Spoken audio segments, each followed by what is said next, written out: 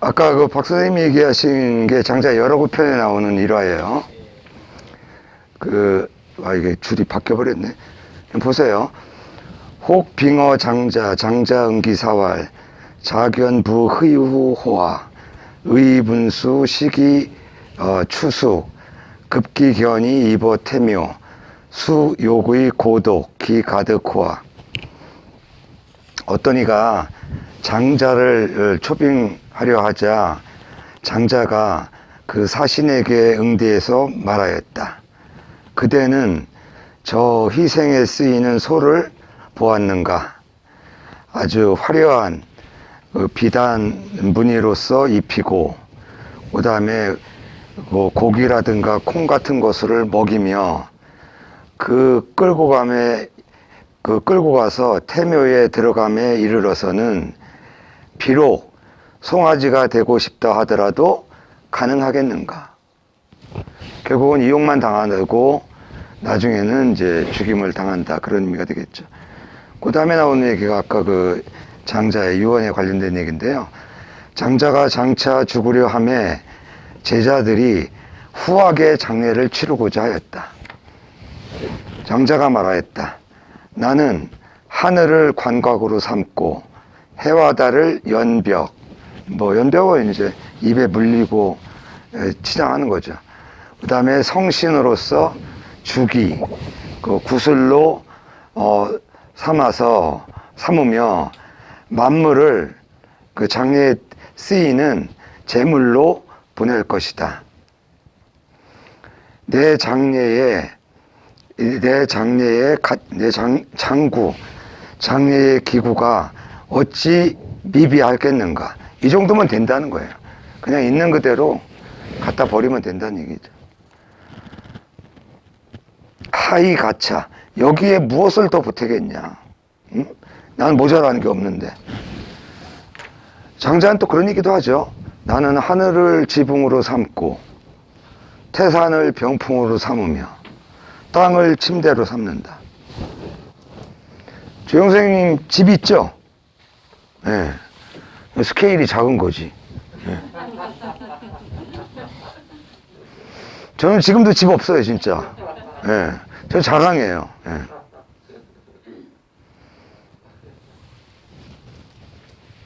요새 매일 들어가 보고는 있는데 마지막 그 우레지구 분양, 요새 거기 카페 가입했더니 모의 청약을 해봤어요. 그 우레지구 마지막 남은 그 지역, 저기 거여동 커트라인 2,300 정도 된다고 그래요. 예. 근데 제가 3,000이 넘었거든요. 30여 년을 벌었으니까 그냥 무식한 거죠. 지금도 이게 이제 이번에 청약을 하려고 하는 이유는 저를 위해서라기보다는 어린 양들을 위해서. 예. 그러니까 제자가 말하기를 우리는 두렵습니다. 까마귀나 솔개가 선생님을 먹을까 두렵습니다. 장자가 말하기를 위로는 까마귀나 솔개가 먹고 아래에서는 개미나 이런 땅강아지가 먹는데 저쪽에서 빼앗아서 이쪽에 준다면 어찌 그리 치우친 것인가?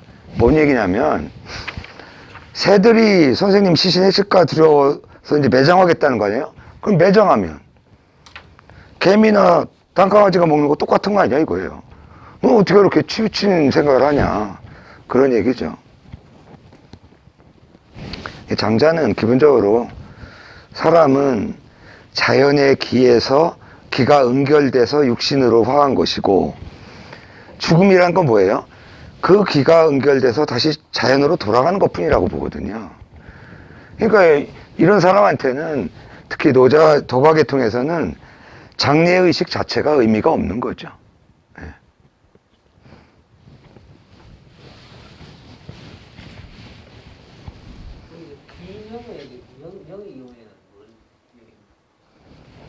네. 예, 비명이에요. 예. 아니, 지금 그거 설명 싹 지워버렸구나, 목차를. 이제 3표에 대해서 좀 알아보죠. 묵자는 전 모든 편에서 반드시 자기 주장을 펴거나 남의 주장을 반박할 때 세 가지 기준을 제시해서 비판하거나 자기 주장을 펴요. 그게 3표고요. 이게 비명편에 제시돼요. 비명은 운명을 부정한다는 뜻이에요. 운명을 비판한다. 운명론. 그러니까 묵자는 단호하게 이렇게 얘기해요. 만약 운명이 있다면 귀족들은 그게 자기 사주가 좋아서 기득권인이 되니까 방탕한 생활을 할 수밖에 없을 것이고, 헐벗은 노동자 인민들은 운명이 내가 노동자 인민이라면 내가 이래서 뭐하냐, 노동의식을 고취할 수가 없다는 거예요. 그래서 이 운명론을 강하게 부정합니다. 흥미로운 건 하느님은 자기들이 설정해서 모든 거에 근거로 삼잖아요. 반면에 우리가 얼핏 생각하면 운명론자들이 대개 하느님이나 종교를 가질 거라고 생각하는 경우가 많잖아요. 근데 묵가는 정반대예요. 유신론자이면서 운명론은 강하게 부정하는, 이 점에서는 뭐 중국 철학에서 1번 타자죠. 운명론을 부정하는 대표적인 학자가 묵가, 순자, 왕충, 그 다음에 양명학의 이지, 그 다음에 이제 근현대로 보면 뭐 대부분의 현대학자들이 이제 운명론을 부정하죠. 그 세 가지가 뭐냐?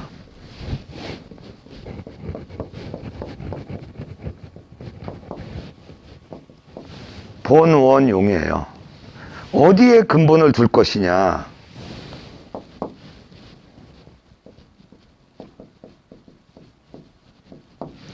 역사 기록에 근거를 둬야 된다.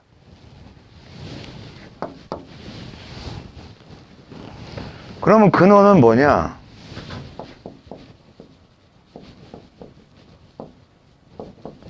실제 경험에 바탕을 둬야 된다. 특히 견문,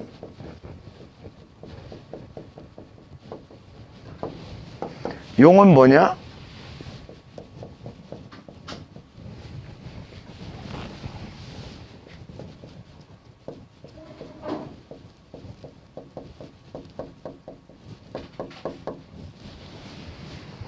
이익의 유무에 바탕을 둬야 된다. 그러니까 아까도 얘기했잖아요. 묵가가 말하는 사랑, 이로움이 안 되면 그거는 진리가 아니야. 그래서 이걸 가지고 묵가는 운명론이 없다라는 걸 증명을 해요. 명은 없다.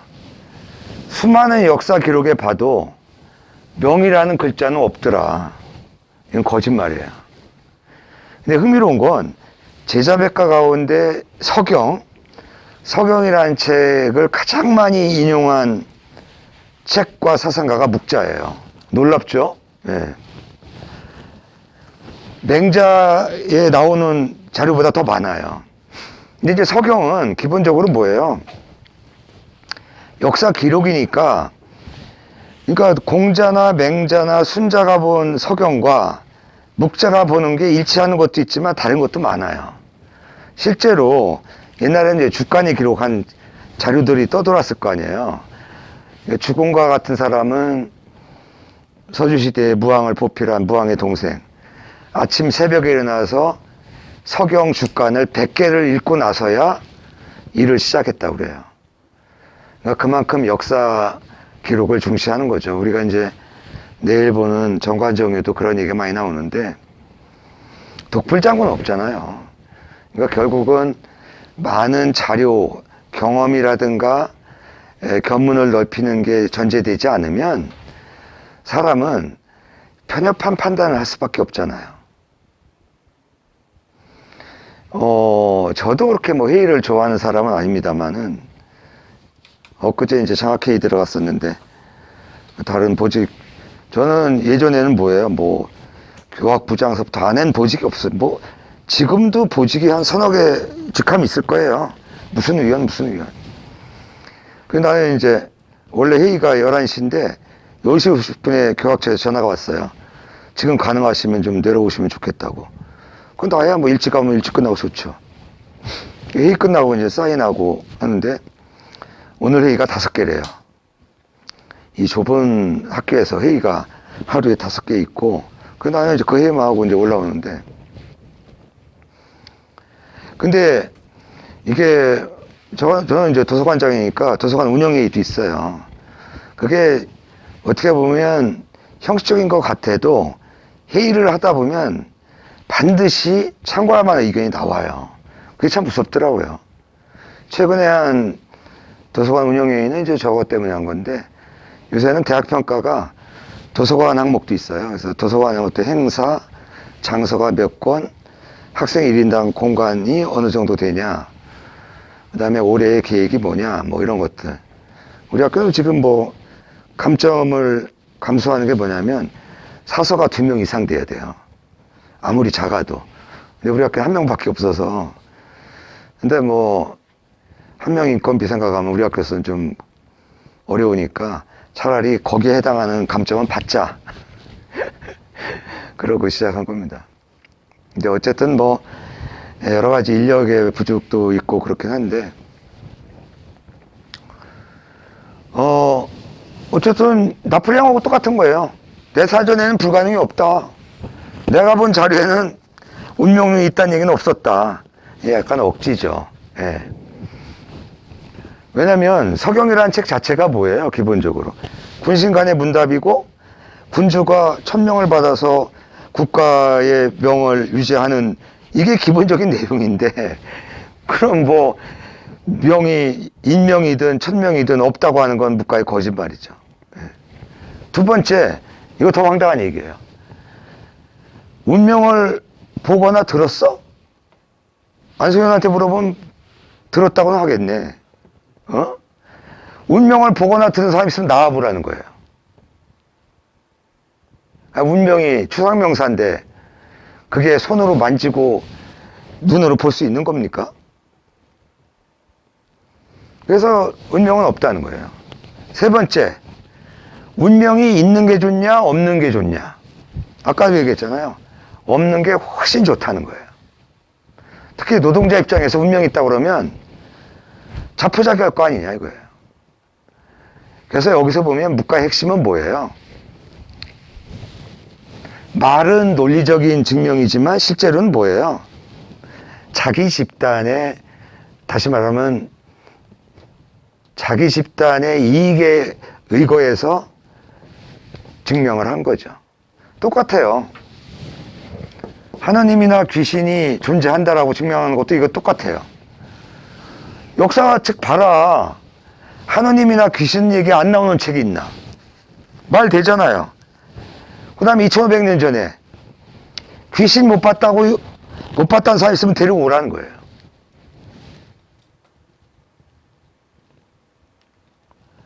하여튼 뭐 저 어려서 너무나 많이 들은 얘기. 동네 어떤 어르신이 밤새 누구랑 싸웠대요. 막 둥글고 뭐. 새벽에 보니까 빗자루더라는 거예요. 그 다음에 뭐 고백을 함으로써 또 반성하죠. 어렸을 때 그 계란이 굉장히 비쌌잖아요. 제가 서울 올라올 때 입었던 한스대, 요즘 말로는 티셔츠지. 그 부여장에 가가지고 계란 2줄 갖고 가서 위에 티셔츠와 반바지. 그러고도 남았어. 그래가지고 생강엿인가? 그것도 사 먹고. 근데 이제 워낙 먹을 게 드물었잖아요. 무슨 보리밥. 딱 가서 이제 암탉이 알란 거 있으면 몰래. 여기 갔다가 이제 아이스케이크도 사 먹고. 이거 화폐. 근데 어떤 때는 이제 구멍을 뚫어서 먹고 잘 뚫어야 돼요. 쪽 빨아먹고서 거기다 이제 미꾸라지를 집어넣는 거야. 여자 화장실에 갖다 놔. 난리가 나지 뭐 아주 그냥. 참 못된 짓 많이 한 것 같아요. 그래서 아직도 집을 못 샀나 봐. 저기 명기하고는 어떻게 그러니까 비명의 뜻이 뭐라고 그랬어요? 운명이 있다. 아, 없다가 아니에요. 명을 비판한다. 운명을 비판한다. 명기는 귀신을 증명한다는 뜻이에요. 지금 얘기하잖아요. 예, 증명하는 편이에요. 세 가지 근거에서 기록에 보면 귀신 기자 무지하게 많다. 그리고 귀신 실제로 다 봤지 않냐 이거예요. 안 봤다는 사람이 없는 시절인데 뭐.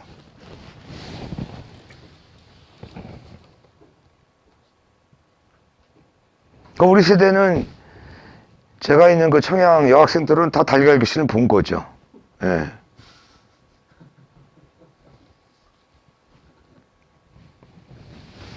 그 다음에 하나님이나 귀신이 있는 게 좋으냐 없는 게 좋으냐 말할 것도 없죠. 훨씬 좋다는 거예요. 그래서 묵자는 엄청 협박을 해요.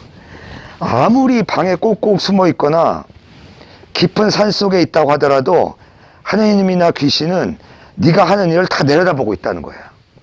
절대 피할 수 있는 방법이 없다.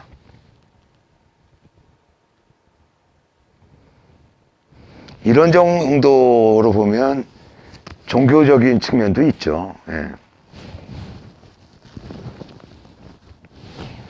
이게 삼표 혹은 삼법에 의해서 운명론을 비판하면서 하느님이나 귀신의 존재를 증명하는 동양에서의 처음의 증명 방식이에요. 그러나 여기서도 보면 묵가의 논쟁의 핵심은 뭐예요? 쓰임의 유무에 두고 있다. 이건 앞에 두 가지는 격가지고 따라서 묵가학설의 특징을 공리주의 혹은 실용주의라는 말을 그래서 쓰는 거예요. 이건 틀린 지적은 아니에요. 그렇기 때문에 아까도 지적했잖아요. 실용주의 한계는 뭐예요? 그 당시나 그 시공간 조직에서는 이용할지 모르지만 이게 확대돼서 국가 단위가 되거나 좁혀서 가족 단위가 될 때는 묵가의 이념은 현실과 괴리가 될 수밖에 없죠. 우리가 뭐 타산지석이란 말도 있습니다만은 쓸모라는 게 영원한 쓸모라는 건 이 세상에 없잖아요. 최근에 처음으로 밀가루 소비가 쌀 소비를 추월했다는 통계가 나왔더라고요. 저희 어렸을 때는 제가 소년중앙 보다 보면 그때 뭐 통일벼, 인공쌀, 요새도 뻥치기 인공쌀로 하는 거 있죠. 인공쌀이 뭔지 모르나? 인공쌀이 있어. 가짜쌀이란 말씀. 그게 진짜 뭐 큰 혁명. 그때 또 유명한 뉴스가 나일론. 잘 찢어지지 않고. 근데 지금 나일론 양말 신는 사람 있어요?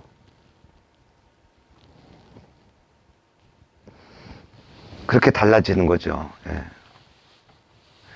진짜 뭐 박 선생님도 그러셨겠지만 저희는 뭐 집성촌이니까 그게 가능한데 뭐 학교 갔다 오면 뭐 하는 공부할 시간이 어디 있어요. 모내기 한번 가서 이 모줄에도 잡아야 되고. 근데 신난 게 뭐냐면 어느 집안에서 이제 품앗이에서 일을 하게 되면 모든 일꾼뿐만 아니라 아이들까지 그 집 가서 밥을 먹어. 근데 그때만 쌀밥이 나와. 나머지는 뭐 보통은 볼밥이 태반이죠. 예.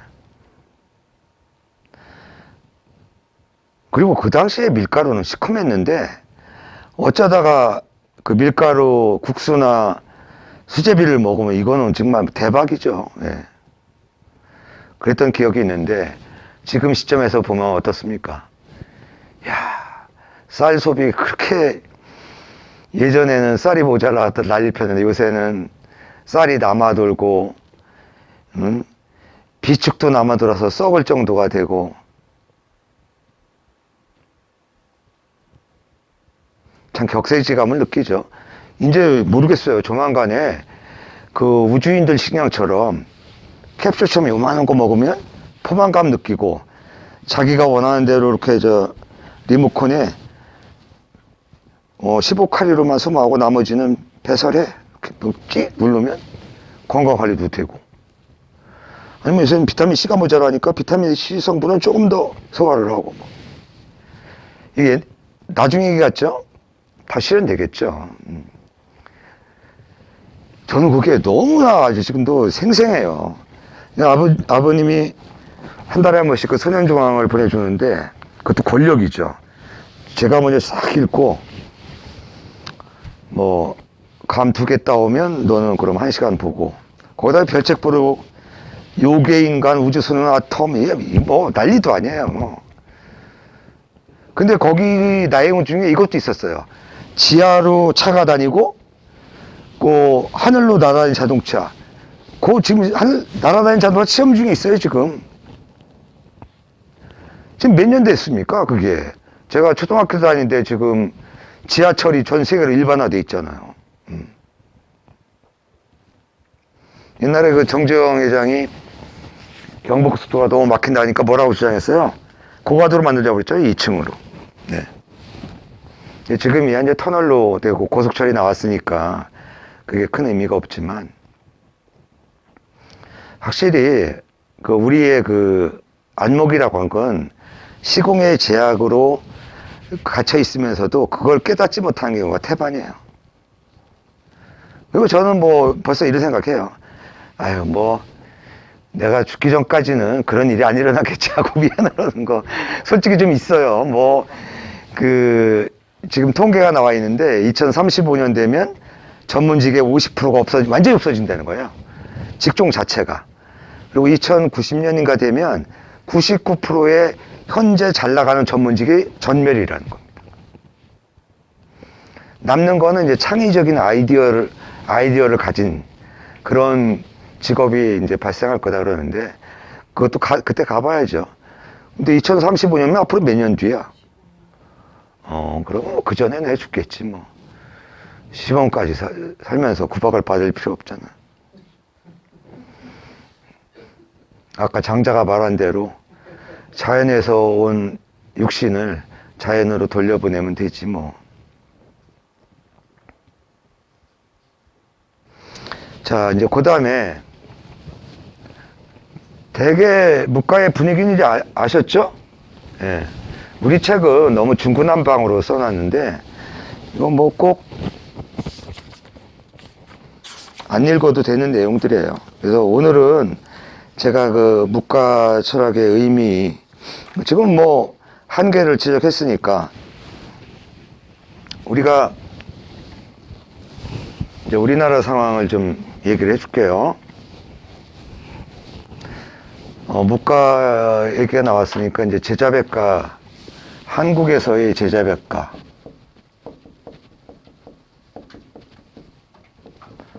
제가 이거 가지고 3년 프로젝트를 해가지고 정리돼 있어요. 여러분들 뭐 논문 찾으면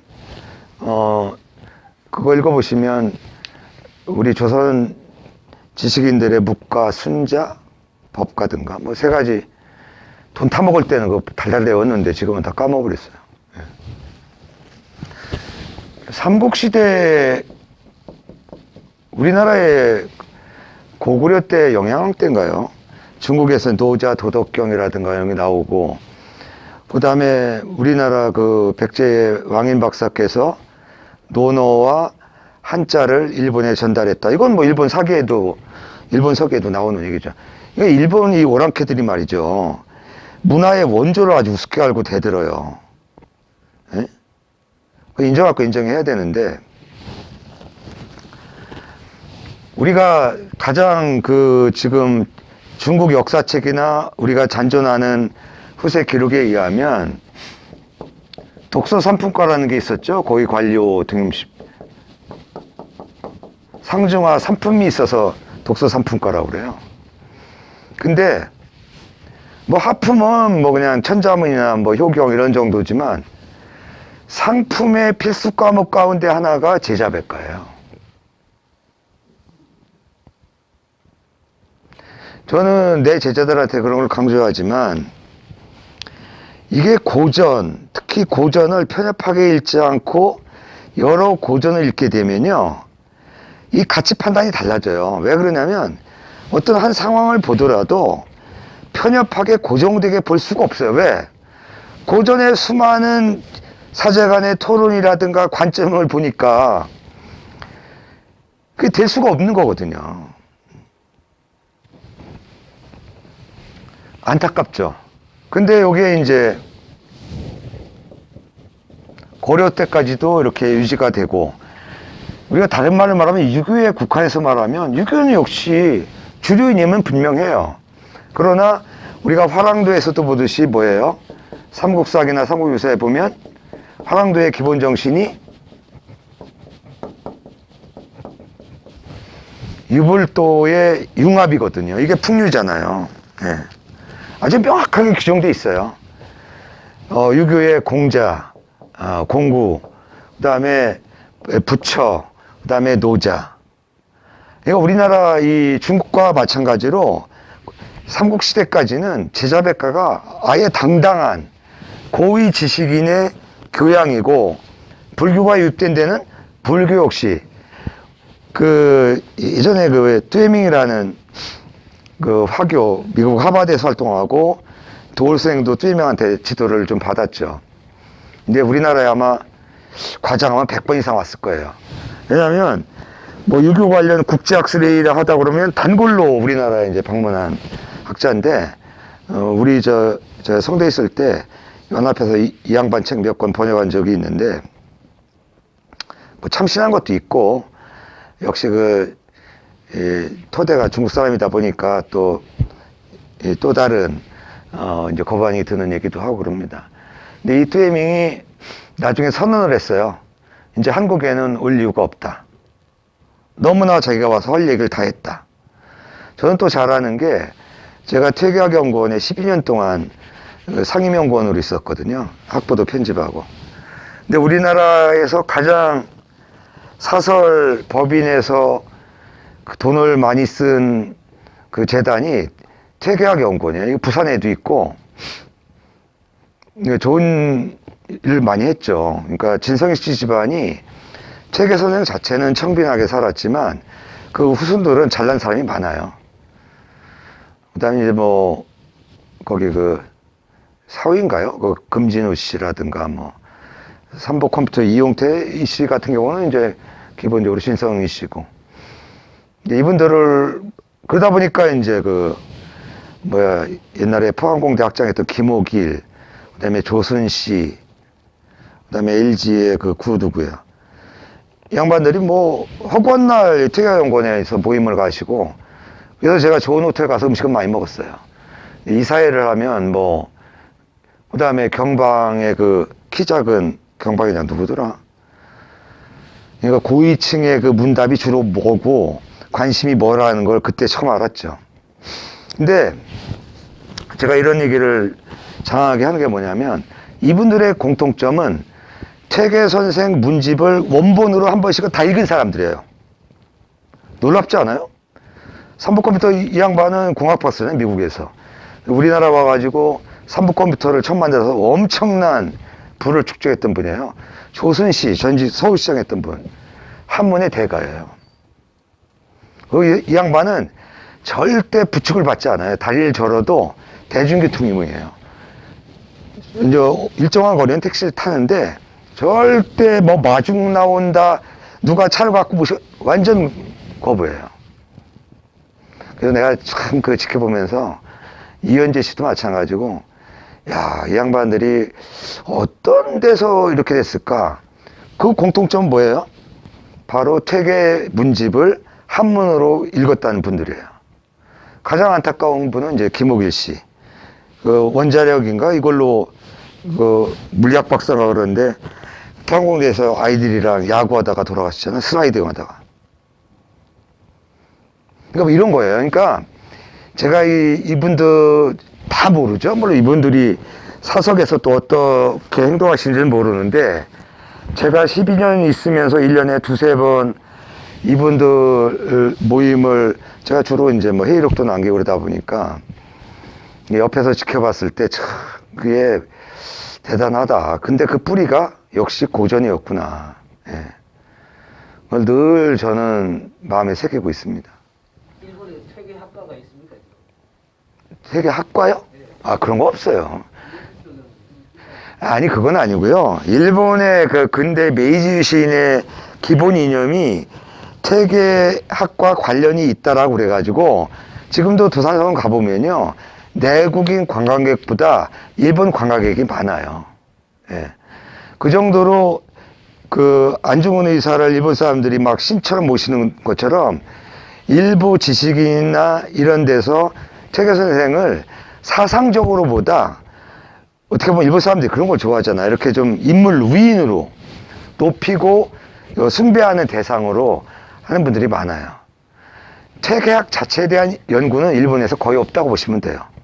일본은요, 지금 학교가 동경대에 철학과가 없어요. 동양 철학과가 없어요, 아예. 일본에서 우리 한국 철학이나 동양 철학을 전공하는 과정은 대학원에 동아시아 지역학과가 있어요. 동아시아 지역학 중에 전공으로 문화와 철학 이렇게 해가지고 이제 연구하는 일부 학자가 있어요. 그러니까 우리나라처럼 나는 유교를 전공했어, 나는 불교를 전공했어, 이런 것들은 일본에서는 안 통해요. 그냥 포괄적으로. 그럼 왜 이러냐? 일본 학자는 우리나라 가서 그래요. 뭐 워낙 동양 철학 전공자가 적다 보니까 그렇겠지만 깊이 있는 사람 또 많죠. 자기들은 동양 철학에 관해서 고전은 이미 다 번역이 돼 있어요. 60년대부터 다 가장 경제 상황이 어려울 때 동양 고전, 서양 고전 죄다 일본어로 번역했잖아요.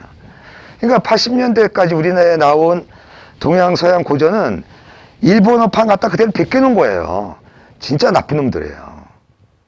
토시 하나 안 바꾸고. 그게 태반이에요. 90년대 이후에 조금씩 그 원전 보고 번역하는 번역책이 나오고 있죠, 지금. 그러니까 일본은 그런 프라이드가 있어요. 자기들은 고전 번역을 다 했고 기본적 연구는 다 돼 있기 때문에 강론이 필요 없다는 거예요.